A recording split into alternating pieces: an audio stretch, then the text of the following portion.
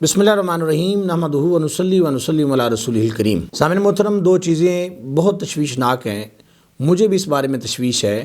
اور آپ حضرات کے سامنے بھی میں یہ بات شیئر کر رہا ہوں۔ ہو سکتا ہے کہ آپ میں سے کچھ حضرات میری اس بات کی تائید کریں۔ آپ دیکھ رہے ہیں کہ ہماری عدالتوں سے گستاخان رسول کو معاذ اللہ ضمانت پہ رہا کیا جا رہا ہے اور یہ سلسلہ چلتا ہی جا رہا ہے اور ایک باقاعدہ طور پر ایک مہم چل رہی ہے ناموس رسالت کے قانون کے حوالے سے، 295C کے حوالے سے۔ لیکن عین اس وقت کہ جب گستاخان رسول کو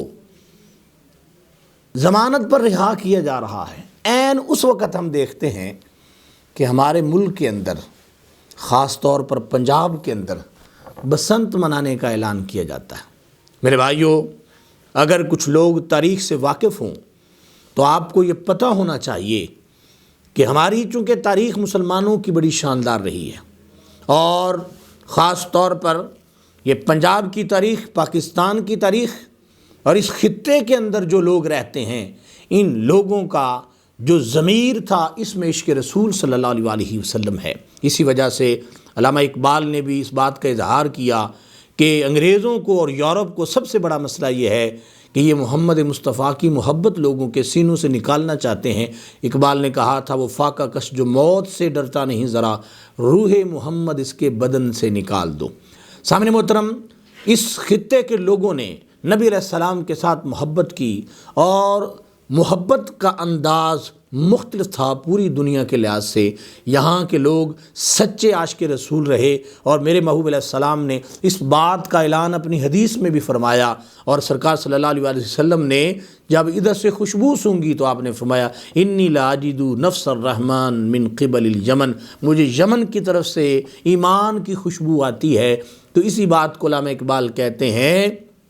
کہ میرے رب کو آئی ٹھنڈی ہوا جہاں سے، میرا وہی وطن ہے، میرا وہی وطن ہے۔ یہاں پر لوگ اپنے محبوب علیہ السلام کے ساتھ اس انداز میں محبت کرتے رہے اور کرتے ہیں اور انشاءاللہ کرتے رہیں گے کہ نبی علیہ السلام کی شان میں یہ گستاخی بالکل بھی برداشت نہیں کرتے۔ اسی طریقے سے 17ویں عیسوی کے اندر، یعنی یہ جو 20ویں جا رہی ہے، اس سے پہلے 19ویں، اس سے پہلے 18ویں اور اس کے سے پہلے جو 17ویں ہے، اس کے اندر ایک واقعہ ہمیں ملتا ہے جو کہ کتابوں کے اندر بھی موجود ہے، اور وہ یہ ہے کہ سیالکوٹ کی سرزمین پر ایک سکول تھا جس میں ایک ٹیچر پڑھاتے تھے۔ ہندو دیوتاؤں کے لحاظ سے انہوں نے کوئی بات کی، اس بات پر اس سکول کے اندر ایک ہندو لڑکا پڑھتا تھا، حقیقت رائے اس کا نام تھا، اس کا ایک سکھ لڑکی کے ساتھ اس کی شادی ہوئی۔ اب وہاں پر ہوتا کیا ہے کہ وہ لڑکا ہندوؤں کی جب دیوتاؤں کے بارے میں کوئی بات ہوتی ہے تو اس نے وہاں پہ ایک تحریک چلائی اور اس تحریک کے اندر اس نے معاذ اللہ میرے محبوب علیہ السلام کی شان میں گستاخی کی۔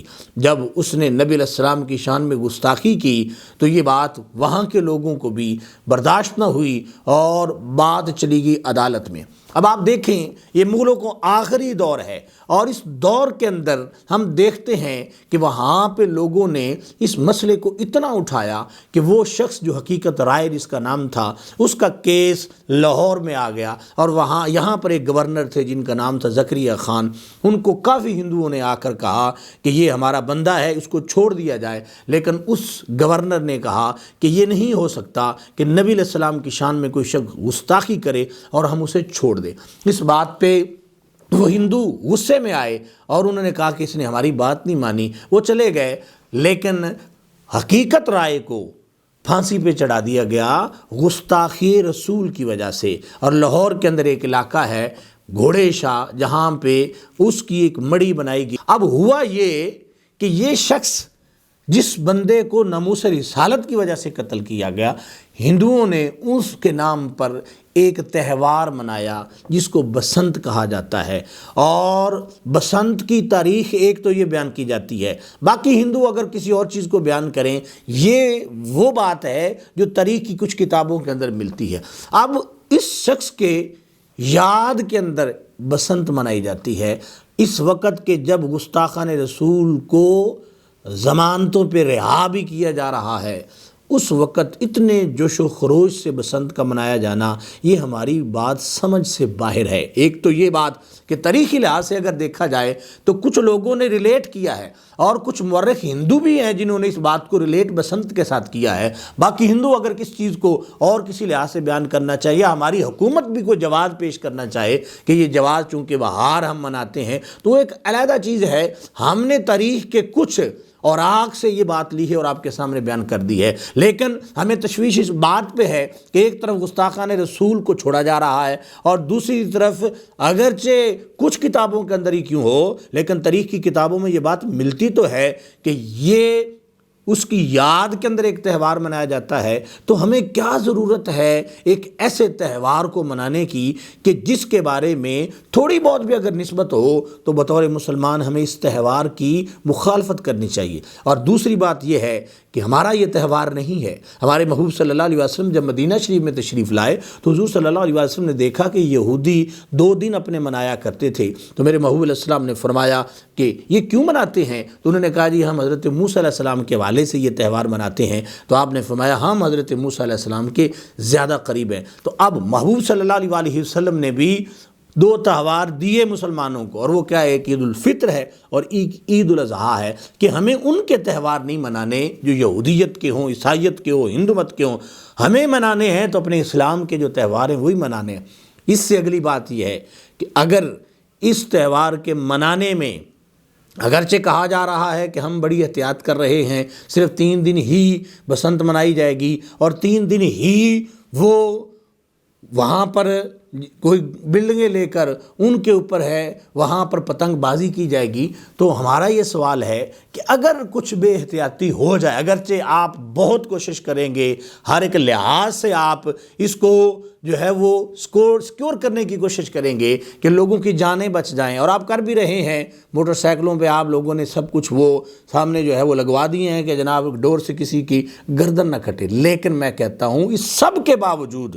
معاذ اللہ معاذ اللہ معاذ اللہ، میرے منہ میں خاک، اگر کوئی جانی نقصان ہو جاتا ہے، جو کہ کچھ واقعات رپورٹ ہوئے بھی ہیں، تو میرا سوال یہ ہے کہ وہ کس کھاتے میں ہوں گے جو لوگ اس طریقے سے دنیا سے چلے جائیں گے؟ قرآن کہتا ہے اگر کسی نے ایک شخص کو قتل کیا فَكَأَنَّمَا قَتَلَ النَّاسَ جَمِيعًا، گویا کہ اس نے پوری انسانیت کو قتل کیا۔ ہمارے حکمران آج کہتے ہیں کہ ہمیں فکر ہے عوام کی، اور یہ ہم نے حضرت عمر سے سیکھا ہے کہ دجلہ کے کنارے پہ اگر بکری کا ایک بچہ بھی مر جائے تو اس کے بارے میں بھی سوال ہوگا۔ تو میں کہتا ہوں پتنگ کی ڈور سے جن لوگوں کی گردنیں کٹیں گی، کیا ان کے بارے میں قیامت کے دن سوال نہیں ہوگا؟ یقیناً ہوگا، اور آپ کو اس بات کی تیاری کرنی چاہیے۔ کیا ضرورت پڑی ہے ہمیں اس تہوار کے منانے کی، اور کون سی ایسی مجبوری ہے کہ اگر ہم نہیں منائیں گے تو پاکستان کے حالات نہیں درست رہیں گے؟ اور دوسرے لحاظ سے ہمارے شکوک و شبہات ہیں، ان کو دور کرو کہ ایک طرف گستاخان رسول کو ضمانتیں دی جا رہی ہیں اور دوسری طرف ایک گستاخ رسول کے نام پر ایک تہوار منایا جانا، آج آپ اس کی اتنی کھل کے حمایت کر رہے ہیں لوگ۔ تو میرے بھائیوں یہ ہمیں بتاؤ کہ یہ کیوں ہے، اور کیا یہ محض اتفاق تو نہیں ہے؟ اگر محض اتفاق نہیں تو پھر حقیقت کچھ اور ہے۔ اللہ تعالی ہمیں سمجھنے کی توفیق عطا فرمائے۔ گستاخ رسول کی ایک سزا سر تن سے جدا، سر تن سے جدا، گستاخ رسول کی ایک سزا سر تن سے جدا، سر تن سے جدا، گستاخ رسول کی ایک سزا سر تن سے جدا، سر تن سے جدا، وما علی الا البلاغ المبین۔